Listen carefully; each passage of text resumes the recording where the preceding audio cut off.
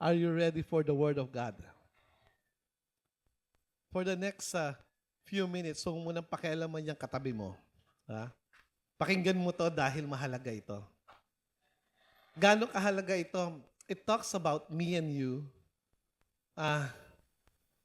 taking into consideration, not just consider, it is the responsibility. The responsibility. Tingnan mo nga yung katabi mo. Responsable ba siya? I mean, is that person responsible? Yeah? I don't know. But if I am to ask, I want to be responsible. The thing is this, we can only be responsible if we accept who we are. And today, we will talk about Romans chapter 3. Alam mo, habang umuusad ang usapin dito sa book ng Romans, lalong lumalalim ang appreciation ko sa Panginoon. Because when I look at myself, I stand guilty as charged. I stand guilty as charged. And today, to be justified and aligned, we must accept that we are also guilty. Di ba? When everyone stands guilty. Guilty saan? Guilty sa kasalanan natin laban sa Panginoon. We're guilty. Kung hindi mo yun matanggap, hindi mo kayang tanggapin ang tinatawag na forgiveness. It's hard. You know why? Because if there is no awareness of sin in our life, iniisip natin, mabuti tayo. Tingnan mo nga yung katabi mo, mabuti ba talaga siya? Di ba? Hindi. Di ba? Tingnan mo ako, mabuti. Hindi. Di ba? Lahat tayo. Sabi ng Bible, if you say that you don't sin, you are lying. You're a liar. Sabi na. So, what shall we do? What shall we do? Tingnan natin to. In Romans chapter 3 verse 1, again, this is something to do and in connection with the religion that we have. In those days, ang kanyang focus ay yung Jew. Yung mga Jew. Sabi niya, doon sa verse 1, is that, then what advantage does the Jew have? Ano advantage? Teka muna, kung lahat ay binansagang may kasalanan, ano ngayon advantage ng pagiging Hudyo? Alam nyo kasi, pagka Hudyo ka nung araw, ikaw ay God's chosen people. Sarap pakinggan, ano? God's chosen people. Kaya lang, dumating ang panahon na yung tinatawag ng New Covenant ay dumating din. Yung New Covenant na kung saan ay para sa lahat. Whether you are Jew or Gentile. Yung Jew, ito yung mga God's chosen under Abraham's seed. At yung Gentile ay yung tinatawag na hindi kasama doon. So tayo yun, di ba? So, walang pinagkaiba. Ano ngayon yung advantage niya? Or, what is the benefit of circumcision? Alam mo, mahalaga sa kanila yon yung circumcision. Kaya lang, doon sa Book of Acts, kung naaalala nyo, sabi ng Jerusalem Council, at ang naglilid doon yung half-brother ni Jesus Christ, na si James. Ang sabi nila, you don't need to be circumcised to be a Christian. So, ano ngayon yung benefit nito? Great in every respect, sabi doon sa verse 2. First, that they were entrusted with the actual words of God. Then, what then? If I did not believe, their unbelief will not nullify the faithfulness of God.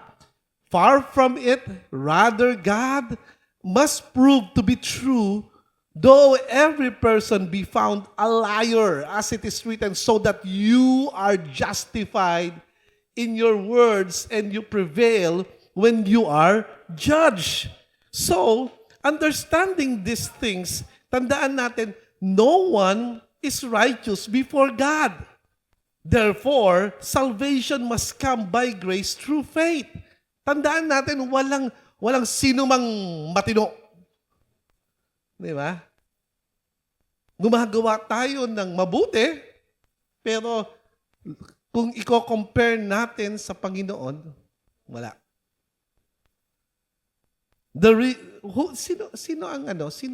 Sino ang walang kasalanan dito? Taas ang kamay. Wala, no? Mabuti naman. Di ba? So, kung tayo ay makasalanan, kailangan natin ng tagapagligtas. Di ba? Kailangan natin ng tagapagligtas. The real question becomes, how can guilty people become aligned with God? Paano nga ba tayo maging aligned sa Panginoon? The first 4 verses talks about that. And it talks about religious privilege does not remove our need for God. Hindi porket ikaw ay kumikilos sa tahanan ng Panginoon ay may pribileyo ka na. No!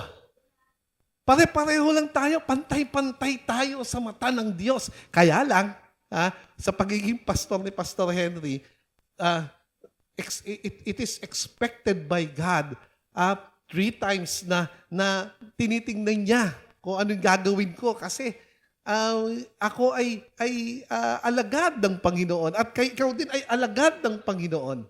Pare-pareho tayong alagad ng Panginoon. Walang nakakahigit sa atin. At dahil doon, makikita natin na even the Jew who was so privileged during their time because they were God's chosen people. Even during the time of the forefathers, Abraham, Isaac, Jacob, and together with Joseph and Moses and David, they were God chosen.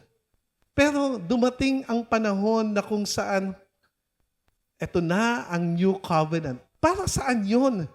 Pinakita ng Panginoon kung ano yung mangyayari pag dumating ang tinatawag na New Covenant, which is dala ng Panginoong Jesus. And so, there is no privilege at all. Kahit na anong ginagawa mo para sa Panginoon, kahit ano pa yung ginagawa mo, kailangan mo si Lord. Sabihin mo sa katabi mo, kailangan mo si Lord. Kailangan mo si Lord. Di ba? Kailangan ko si Lord. Isipin mo, teka, pastor ka na. Yes! Mas lalong kailangan ko si Lord. Amen. Kung meron tayo makukuha dito sa puntong ito, I want you to understand that we need God. I need God. You need God. Every one of us needs God. Amen. In verse 5, it talks about this one. Sabi doon sa verse 5 is that, but if our unrighteousness demonstrates the righteousness of God, what shall we say? The God who inflicts wrath is not unrighteous, is He? I am speaking from a human point or viewpoint. In verse 6, sabi doon, far from it. For otherwise, how will God judge the world? Sabi niya in verse 7. But if through my lie the truth of God abounded to His glory, why am I also still being judged as a sinner? Alam niyo, if you look at this passage, it talks about God remains faithful. Mabuti ang Panginoon. Even when people are unfaithful. Kahit hindi ka mabuti, mabuti si Lord. Tama ba? Iniisip ko, gaano kabuti ang Diyos. Isipin mo nga, gaano kabuti ang Panginoon sa'yo.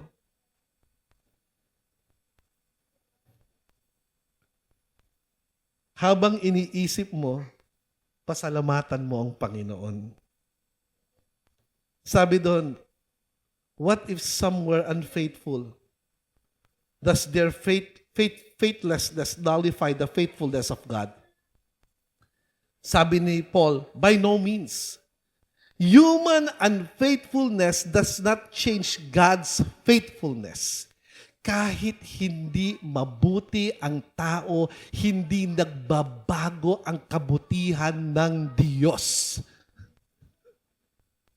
Mabuti ba si Lord? God is good. All the time. Di ba? God is good. All the time. Di ba? Despite people's failure, despite na ikaw ay nangako kay Lord, pero napako ang pangako. Mabuti pa rin ang Panginoon. Kahit na nagbago ka na. Nagbago na ba yung katabi mo? Mabuti pa rin si Lord. Sabi, let God be true, though everyone were a liar. You see, this is an important theological foundation. Our faithfulness does not create God's faithfulness. Ang kabutihan natin ay hindi gumagawa ng kabutihan ng Diyos. Sa lahat ng pagkakataon, mabuti si Lord. Paano ko ilalagay yun sa tamang perspective? Ha? Ito ay nagbibigay sa akin ng pag-asa. Sabi mo nga pag-asa, huwag mong isipin na yung nangyayari sa buhay mo ay kagagawan ni Lord. Katulad niyan, merong nangyari sa iyo na hindi maganda. Ay, hindi kagagawan ni Lord yon. Nangyari yon dahil nangyari yon. Di ba? Nangyari yon. Ang ibig lang sabihin nun, God has a plan for your life. That doesn't mean na dahil mabuti ka, ay mabuti rin si Lord. Hindi ganon. Dahil hindi ka mabuti, hindi rin mabuti si Lord. Hindi ganon. Mabuti si Lord bawat pagkakataon, in everything, in all the time, He is good. Even when Peter denied Jesus, He is good. He was good during that time. Ha? Ano man ang ginagawa matuwid ang Panginoon. Ang Panginoon ay mabuti. God's faithfulness is greater than our unfaithfulness. Hindi man tayo mabuti, mabuti si Lord. Hindi nagbabago yung nature ni Lord. Hindi nagbabago. Kasi kung nagbabago ang nature ni Lord, isipin mo, kung katulad ng tao si Lord, tapos tayo. Bakit? Minsan, pagkagising natin isang umaga, parang hindi maganda yung gising, Di ba? Kung ganun si Lord, tapos na tayo. Pero mabuti na lang, mabuti ang Panginoon sa lahat ng oras. Verse 5. Sabi doon is that, but if our unrighteousness demonstrates the righteousness of God, what shall we say? The God who inflicts the wrath is not unrighteous? In verse 6, binasa na natin to, far from it. In verse 7 and in verse 8, punta tayo sa verse 8. Sabi doon sa verse 8, and why not say, just as we are slanderous reported, and as some claim that we say, let's do evil, that good may come from it, their condemnation is deserved. You see, sin cannot be justified by comparing ourselves with others. If you try to compare yourself to, mas mabuti naman ako. Hindi naman katulad niya. Yeah. At least ako ganito. Di ba? Hindi katulad niya. Narinig mo na sa sarili mo yon? Hindi mo pwedeng i-justify ang kasalanan mo dahil as compared to sa kasalanan ng kapwa mo. Katulad niyan. At least ako, ang ninakaw ko ay ano lang, ay 100,000 lang. Siya, 1,000,000. Di ba? Yung mga ganun. Ang ibig bang sabihin nun, mabuti ka?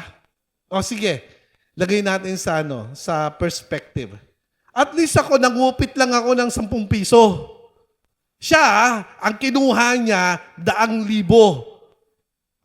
Anong pinagkaiba mo sa kanya? Wala. Wala kang pinagkaiba. Ang tawag doon ay pagnanakaw. Tama ba? Yung tawag doon. You cannot justify by comparing yourself with others. It cannot be. Ang kasalanan ay kasalanan. We often do the same thing. Tama ba ako sa Panginoon? Ganito ba? No. You see, God is good and we are not. Bakit ko pa ulit-ulit na sinasabi to? Because you need to appreciate what God gave it to you. I need to appreciate the grace of God. And next week, alam mo, wag kang mawawala because we will talk about the grace of God. I need to appreciate. That's why I am concerned more with my current status as sinner. Wala na akong pag-asa. Subalit dahil mabuti ang Panginoon, nagkaroon ako ng pag-asa. Amen! Amen! Palakpakan natin ang Panginoon. You see, excuse me. We cannot be morally righteous by comparing ourselves. In verse 9, ito yung sinasabi sa verse 9. Tingnan natin, verse 9. What then? Are we better than they? Not at all. For we have already charged that both Jews and Greeks are all under sin. Tuloy natin. As it is written, there's no one righteous person, not even one. Meron ba raw matuwid? Matuwid ka ba? Sabi dito, hindi. Hindi tayo, wala ni isang matuwid. Walang ni isang perfecto. Unless pangalan mo perfecto. Kahit na pangalan mo pa ay perfecto, hindi ka perfecto. Di ba? There is no one who understands. There is no one who seeks out God. They have all turned aside. Together they have become corrupt. And there is no one who does good. There is not even one. Walang sino man ang tinatawag na malinis. Malinis ba yung katabi mo? Hindi. Sabihin mo, dirty. Sabihin mo, yak, dirty. Nagiging dirty tayo sa kasalanan. Dahil ang layo-layo ng puso natin sa Panginoon, nagiging dirty tayo. Di ba? In verse 12, they have all turned aside. Naging corrupt ang tao. Verse 13, their throat is an open grave. My goodness. With their tongues, they keep deceiving. The venom of asp is under their lips. Makamandag. Hindi lang dirty, ikaw ay makamandag. Ganon. Ganon tayo hinalintulad kung tayo ay nabubuhay sa kasalanan, malayo sa Panginoon. Buti na lang malapit tayo sa Panginoon. Tanungin mo yung katabi mo, malapit ka ba kay Lord? Tinanggap mo ba si Jesus bilang Panginoon at tagapagligtas? Ikaw ngayon ay clean. Di ba? Dahil ikaw ay nilinis ng Panginoong Jesus. Di ba? Hindi ka na ngayon dirty. Pero, alam mo, tingnan mo itong pinanggalingan mo. Itong pinanggalingan natin. Verse 14, their mouth is full of cursing and bitterness. Ano yung cursing? Kumusta naman yung lumalabas sa bibig mo? Baka punong-puno yan ng pagmumura. Di ba? Yung mga pagmumura na yan, tigil-tigilan mong magmura dahil hindi yan ang gusto ng Panginoon. Meron dang yung bitterness, parang kapaitan. Alam mo yung kapaitan? Ha? Bitter. Ikaw dapat ay better, hindi bitter. Yeah. So, we are under sin. The verdict, everyone is under sin. Everyone. Everyone is under sin. Notice, now, comprehensive, the language is, none is righteous. No, not one. None. Not some. None. No one understands. No one seeks God. All have turned aside. Walang malinis. Our minds are affected. Our desires are affected. Our words are affected. Our relationships are affected. Our actions are affected. And our hearts are affected. Ang kabuuan ng buhay natin ay affected ng kasalanan. Imagine this. Sin is not merely something we occasionally do. Sin is a condition that affects who we are. That's the verdict. The verdict is this. Everyone is under sin. And in verse 19 and 20, ito yung sabi sa verse 19 and 20. I want you to hear this. Now, we know that whatever the law says, it speaks to those who are under the law, so that every mouth may be closed and all the world may become accountable to God, because by the works of the law, none of mankind will be justified in His sight, for through the law comes knowledge of sin. Ibinigay ng Panginoon ang tinatawag na batas upang sa ganon meron tayong knowledge sa kasalanan. You need to understand that the most important distinction of Christianity is that the law is a mirror, not a washing machine. Ano raw? Hindi, ang kasalanan ay nakikita mo ang sarili mo. Ang tinatawag na batas ay nakikita mo ang sarili mo kung gaano ka karumi. Hindi yung batas ang naglilinis sa'yo. Meron akong tanong ko nung binigyan ka ba ng rules and regulation, bumait ka ba? Hindi, di ba? Hindi ka naman bumait nung binigyan ka ng rules and regulation Kailan ka bumait? Nung ikaw ay binigyan ng forgiveness. Nung ikaw ay pinatawad. Di ba? So, understanding this one means that we are, what? The law does not save us, it reveals our guilt. Guilty. Di ba? However, the truth of the matter is this. The bad news prepares us for the good news. Ayan na. Pina-prepare ka ba sa good news? Yes. Merong good news. Sabihin mo may good news. May good news palagi, di ba? May good news. Next week, Pag-uusapan natin yung good news.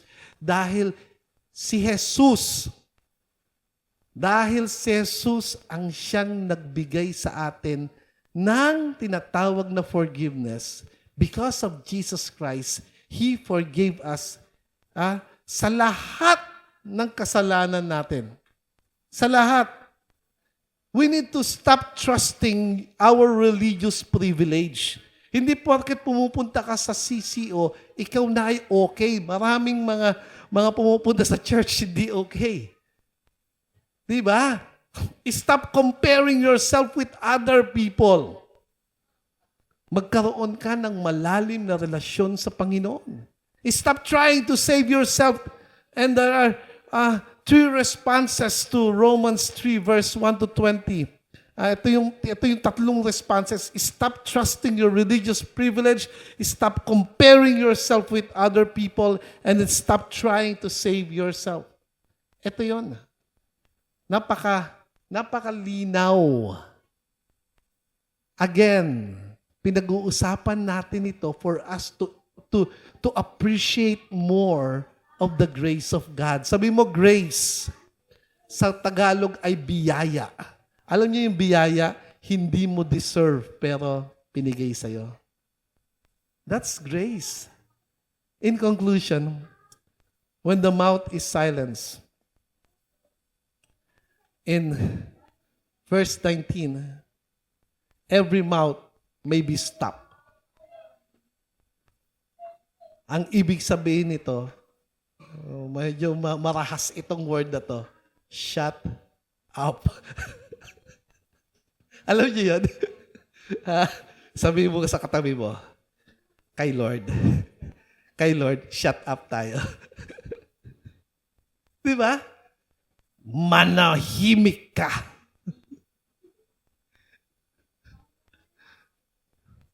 Kung sa tingin mo, ikaw ay may privilege, manahimik ka. Kung sa tingin mo, ikaw ay mabuti kesa sa iba, manahimik ka. Kung sa tingin mo, ikaw ay hindi mo kailangan si Lord, manahimik ka. We need to be silent. Because it's only through our relationship with the Lord Jesus Christ that we are free. Yun lang. Wala nang iba. Wala nang iba. Subalit kung hindi mo matanggap na ikaw ay makasalanan, hindi ko matanggap na ako ay makasalanan, hindi ko ma-appreciate yung cross, hindi ko ma-appreciate yung ginawa ng Panginoon sa akin, hindi ko ma-appreciate yung relationship ko sa Panginoon, hindi ko ma-appreciate lahat ng itong ginagawa natin. This passage in Romans 3 verses 1 to 20 leaves us with three questions. Ito yung three questions. Am I trusting religion or Christ? Am I comparing myself with others or submitting myself to God's standard? Am I trying to save myself or resting in the finished work of Jesus? Let's have 5 minutes on this. And after that, we will have our giving. Thank you.